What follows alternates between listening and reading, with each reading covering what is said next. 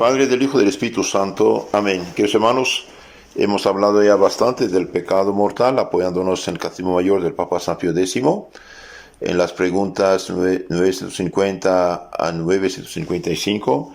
Ahora vamos a hablar un poco en forma de historias de los castigos del pecado mortal,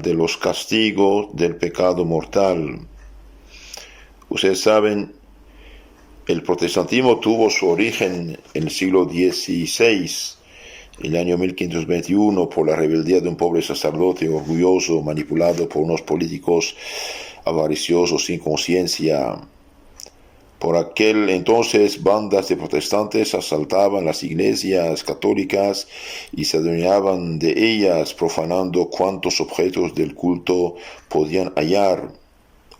El párroco de una aldea, que vio a su iglesia cercada por semejantes turbas, comprendiendo que toda resistencia era inútil, llegóse al sagrario, tomó el Santísimo Sacramento consigo, acomodándole con la mayor reverencia que pudo, y luego de apagar la luz perpetua que ardía ante él, salió de su querida parroquia con los ojos arrasados en lágrimas.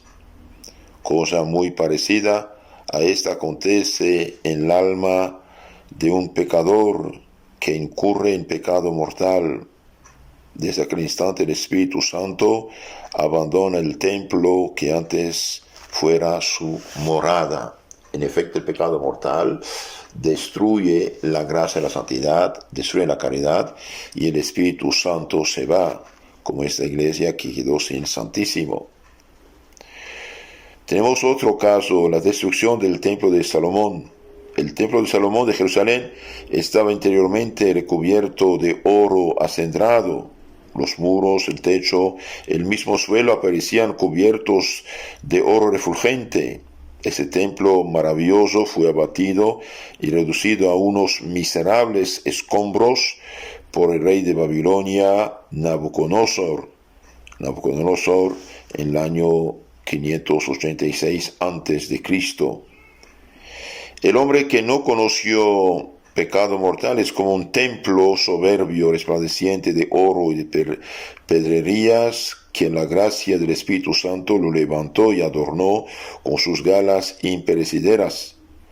Pero tan pronto como el hálito del pecado mortal lo ha mancillado, como si llegasen las hordas de un rey bárbaro, todo se hunde y no queda ni rastro de la magnificencia pasada.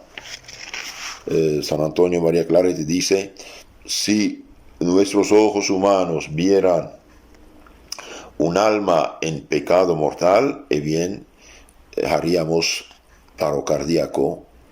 Ver un alma en pecado mortal y un demonio es igual. Esto hace el pecado mortal.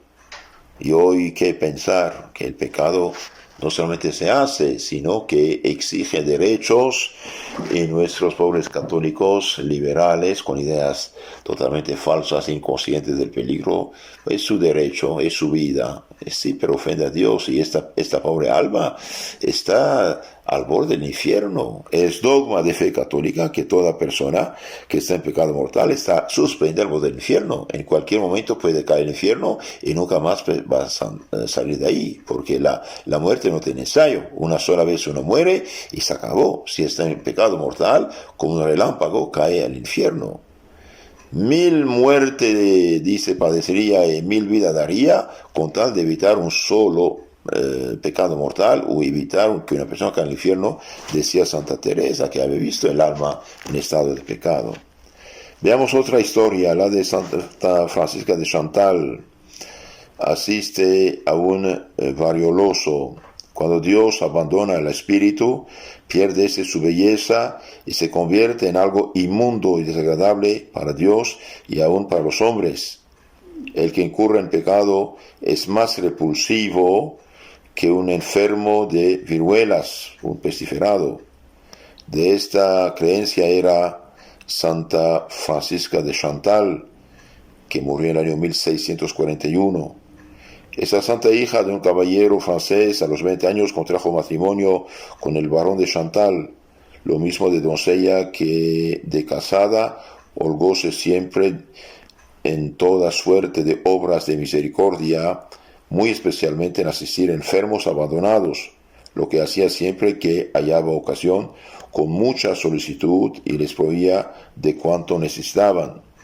Su caridad hacia aquella humanidad doliente era tan encendida que más de una vez se la vio recostando maternalmente en su regazo a seres horriblemente desfigurados por las más asquerosas dolencias.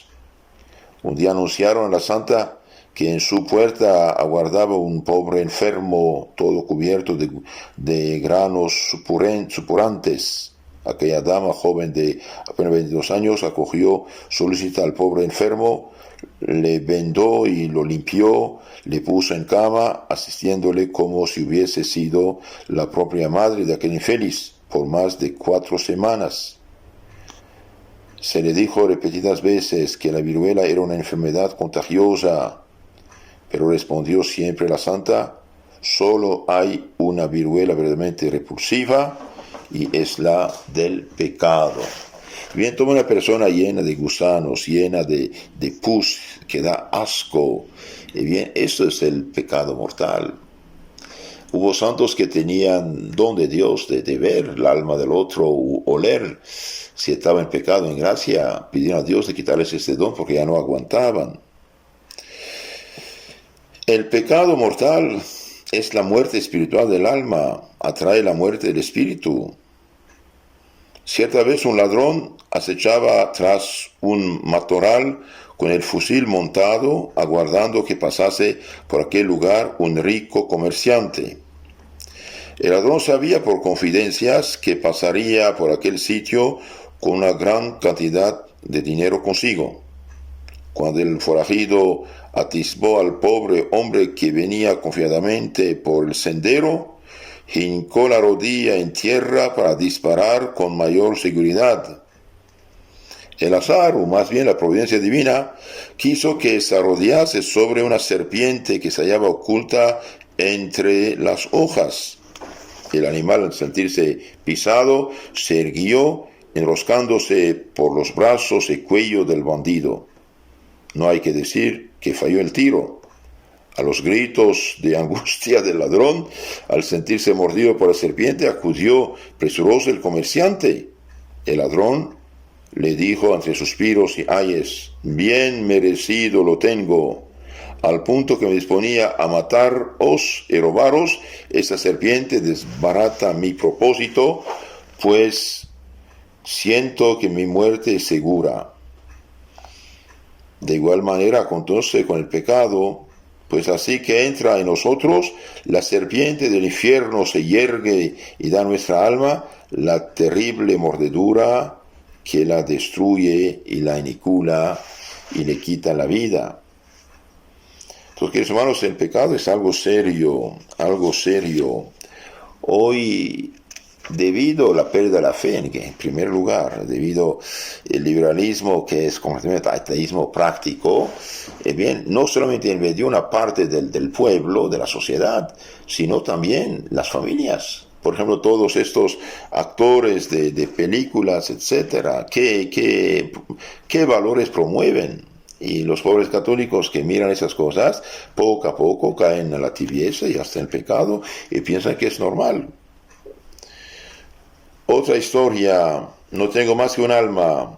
Un poderoso príncipe de la cristiandad mandó sus enviados al Papa Benedicto XI en el año 1303 con encargo de solicitarle licencia para hacer una cosa que, de haberla consentido el Papa, hubiese cometido pecado mortal. El jefe de la iglesia se negó a la autorización que le pedían, diciendo: participad a vuestro Señor que yo tengo una sola alma, que si tuviese dos, sacrificaría una para darle gusto. Teniendo, como os digo, solo una, no seré tan insensato que la destine a la perdición eterna para complacerle. Quien incurre en pecado mortal pierde la salud de su espíritu. Pecado mortal y muerte del alma son una misma cosa. Pierde la gracia, pierde la santidad, pierde el Espíritu Santo, cierra delante de sí la puerta del cielo y abre la del infierno. Por el pecado mortal pierde el hombre la felicidad eterna, incluso actual también, porque pecado mortal y felicidad no pueden coexistir, por eso nunca hubo tantos suicidios como ahora. Se cuenta que San Francisco Javier, apóstol de las Indias, a bordo del navío que le conducía al Asia, se lavaba las manos él mismo. Un caballero le hizo notar que para todo un legado apostólico, porque era legado del Papa, era un tanto humillante no tener a nadie que le ayudase en aquella tarea. El santo le contestó: el trabajo no humilla a nadie, la única cosa que rebaja al hombre es el pecado, porque le precipita en la miseria eterna. El pecado mortal reporta al hombre la verdadera humillación. La pobreza, el trabajo, la desdicha no son más que pruebas que Dios nos envía. Entonces, queridos hermanos, la única cosa que debemos temer es el pecado mortal. Todo lo demás pasa, solo el pecado mortal es peligroso. Incluso el pecado mortal será castigado aún en este mundo. La historia universal, por ejemplo, nos muestra con harta frecuencia que reyes e emperadores que comenzaron guerras injustas perdieron sus tronos. El rey de Lidia, Creso, famoso por sus innumerables riquezas, emprendió en el año 549 a.C. una guerra de conquista contra Ciro, rey de los persas. De antemano consultó el oráculo de Delfos y cerró una alianza con el rey de Babilonia y el de Egipto. Creso fue derrotado y hecho prisionero, perdiendo un trono como consecuencia de aquella desdichada guerra. El emperador de Francia, Napoleón Bonaparte I, quien no emprendió guerra que no fuese para arrebatar algo a alguien, fue el fin vencido en Waterloo y luego desterrado a la isla de Santa Elena, muriendo en su confinamiento. Napoleón III comenzó una guerra contra los alemanes, a todas luces injusta. Fue vencido y hecho prisionero en Sedan, muriendo en Inglaterra desterrado de su patria. Nicolás II de Rusia esperanzó y protegió a los serbios en los planes que trababan contra Austria, llegó hasta prometerles el apoyo armado de Rusia. Esta actitud de Rusia fue la causa de la gran guerra con la que Nicolás creía conquistar porciones de territorio austriaco y Constantinopla, pero las cosas anduvieron de muy diferente manera. La revolución comunista rusa le quitó el trono y, confinado en Siberia, fue asesinado finalmente él y toda su familia por las autoridades soviéticas. Bien patente se ve en estos ejemplos que Dios castiga a los soberanos que emprenden guerras injustas. Sí, hoy cuántas mafias matan y se hacen matar, pobre gente, pobre gente. Los queridos hermanos, el pecado no es cualquier cosa. Escuchemos ahora unas reflexiones de San Juan Crisóstomo, arzobispo de Constantinopla, el santo patrono de los predicadores católicos, que murió en el año 407.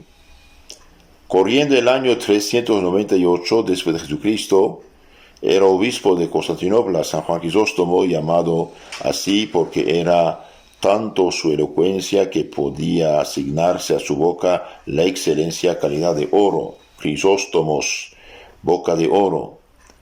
Por defender con singular denuedo a la Iglesia contra las herejías y combatir contra toda suerte de corrupción de las costumbres, que era tanta por aquel tiempo en Constantinopla, que se había enseñoreado aún de la corte. Atrajo sobre sí las iras del emperador Arcadio, amparador de los herejes insolutos, y sobre todo de la esposa de ese Arcadio. Llegó a tanto el enojo de éste que reunió a muchos cortesanos y consejeros y deliberaron cómo podrían tomar venganza de aquel santo obispo que les decía la verdad y que los llamaba deslenguado y irrespetuoso. Uno de los cortesanos dijo: despójale de todos sus bienes, que pida limosna, bien merecido lo tiene. Un segundo dijo a su vez: reduce la prisión, desde ahí no podrá importunarte con sus sandeces. Mire, un santo que dice la verdad a las autoridades dice sandeces. Bien. Un tercero: mándalo desterrado a 1000 leguas de aquí. Si habla mal del emperador, por lo menos no lo oiremos. Un cuarto cortesano añadió: lo mejor es matarle, de esta manera te desampararás de él para siempre. Pero otro cortesano sonrióse y dijo: creo que todos andáis errados. ¿No son los que dijisteis los mejores medios para vengarse del obispo Juan Crisóstomo? Si le tomáis los bienes, no es a él a quien los tomáis, sino a los pobres, porque daba todo lo que tenían los pobres. Si lo encerráis en la cárcel, él saldría en su encierro y besará las cadenas que le pongáis. Si es el destierro la pena que queréis darle, él será feliz en cualquier parte, porque cree muy firmemente que Dios se halla en todo lugar. Y si le quitáis la vida, lo convertís en mártir y le abrís la puerta del cielo. Poca pena le darán todos los castigos que proponéis. Solo conozco una cosa que pueda hacerle verdaderamente desgraciado: el pecado. Si hallaseis traza para hacerle caer en pecado, eso sí que sería una venganza y terrible. Es la única cosa que el obispo Juan teme y aborrece con toda su alma.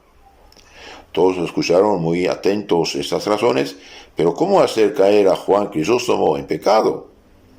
Como la empresa era muy difícil, el emperador se decidió por el destierro y fue el santo enviado a Armenia, donde murió tras incontables sufrimientos y persecuciones en el año 407.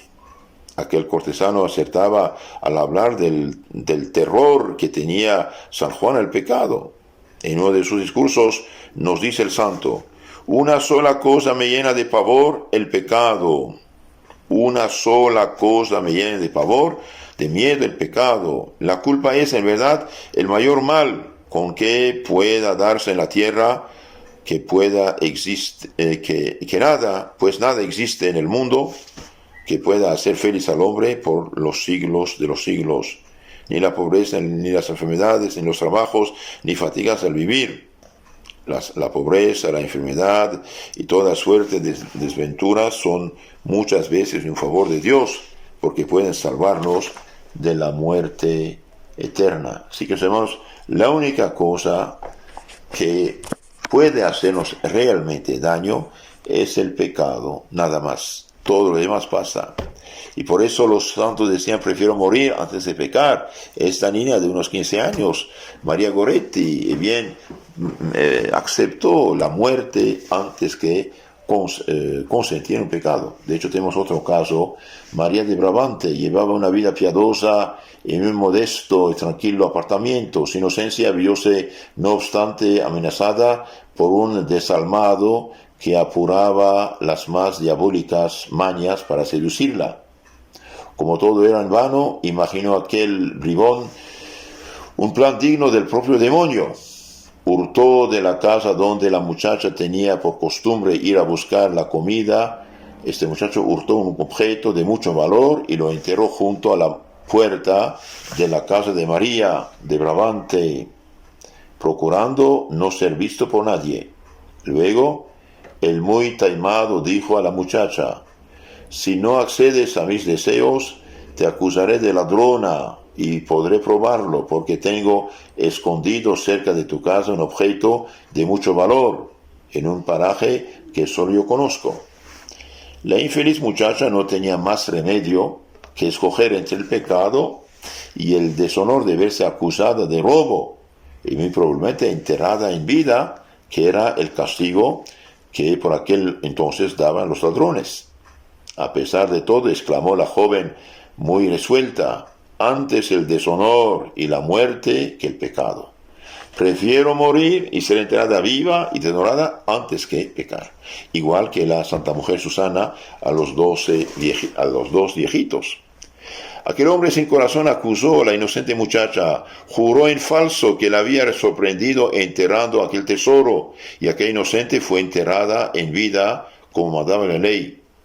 Para el santo el mayor mal que pueda darse es el pecado. Primero da la vida, primero la deshonra que consentía en el pecado. Y los santos son los modelos que debemos seguir y recordar constantemente. Mis hermanos, hoy todas estas películas, telenovelas, series que predican, que enseñan, que fomentan el pecado, el vicio, la miseria. Se dice que en las riberas del Mar Muerto crecen los árboles cuyo fruto es conocido como el nombre de manzanas de Sodoma. Tan fresca y hermosa es esa fruta que llama la atención de todo el que la ve. Cuando un caminante sediento y fatigado descubre aquellas manzanas sazonadas e incitantes, cree que podrá con ellas apagar la sed que le devora, pero al abrirlas, ¿cuál es su desencanto hallándolas por dentro vacías y negras? De la misma manera, acontece con los goces de este mundo que la ley de Dios nos veda, nos prohíbe. Exteriormente son atractivos y encantadores, pero así que nos dejamos caer en la red, venimos al fin a percatarnos que por dentro no son más que vanidad y engaño. Mirad, sino cómo fueron reducidos nuestros primeros padres en paraíso. El pecado no reporta provecho, que el castigo nunca se hace aguardar. Entonces nunca el pecado hace el hombre feliz. El pecado parece dulce, bonito, sabroso al momento, y después de cometido uno se siente, cada uno sabe con qué siente, ¿no? Cuando uno pecó, se da cuenta de lo que ha perdido. Entonces, queridos hermanos, pidamos a Dios ayuda, a la Virgen su protección, alejarnos de las ocasiones del pecado, de las personas, de las cosas, de los lugares, y saber que una alma tenemos, no tenemos otra, no tenemos una alma, tenemos, si la perdemos nunca la recobraremos. Esto es algo serio, es algo serio, y por lo tanto tenemos que presentar nuestra fe. Por eso les aconsejo leer la vida de los santos, libros buenos, libros de los santos, el Evangelio, la biografía de los santos y santas. Esto ayuda mucho, en lugar de mirar estas malditas películas. Sí, es algo muy importante. Y cuando estamos tentados, si bien pidamos a Dios ayuda, Dios ayuda siempre. Por ejemplo, se lee en la vida de San Antonio Ermitaño, Antonio Abad, que sufrió grandemente de las tentaciones engaños del demonio. Luego de haber sufrido una muy recia tentación, se clamó: ¿dónde estabas tú, Jesús mío? Y una voz celestial que le respondía: Antonio, yo estaba junto a ti y he sido testigo de la dura pelea. Resiste con tesón y vencerás. Dios no procura evitar que haya tentaciones, las consciente para fortalecer el ánimo de los cristianos. Pero ser tentado y vencer la tentación es victoria, es meritorio. Entonces, alejemos de las ocasiones, y si bien a pesar nuestro, no discutir con ellas, menospreciarlas, pensar en otras cosas, rezar y pedir a Dios ayuda y misericordia. Les aconsejo de enviar estos audios a sus contactos y decirles que se suscriba a nuestro canal Catecismo Católico Tradicional, donde tenemos toda la fe de la Iglesia explicada. Que Dios los cuide, la Virgen Purísima los pone bajo su protección. Amén.